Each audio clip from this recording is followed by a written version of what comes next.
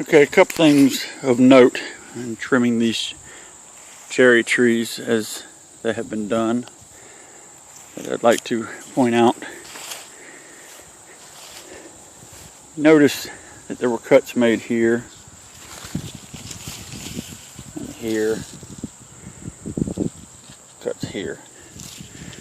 I don't know whether those cuts were proper. I don't know whether they needed to be removed or not. But the things that concern me are more than the big cuts, are all these little things that need to be cut out of here. All in through here. All through the center. We need to remove all this little sucker growth right here. And get rid of that. And some of the smaller stuff.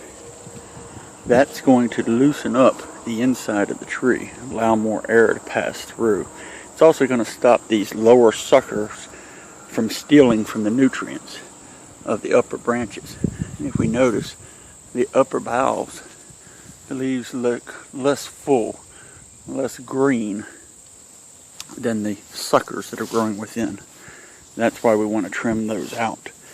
Another thing of note is anytime we see one limb crossing another limb and touching it, that's a problem. We need to remove the weaker of the two limbs. There's another example, and that example is prime because it shows you that it just creates a wound on both limbs. So the weakest of the two limbs that are crossing should be cut out, and cut out all the way back to a natural lateral. And there's several of those examples in here of crossing limbs that should have been cut out of here. The last thing I wanted to suggest to you is that you not paint the wounds after they've been cut. And I notice these cuts have all been painted, and it sounds like something that should be done for good housekeeping and for because the wound needs some type of dressing.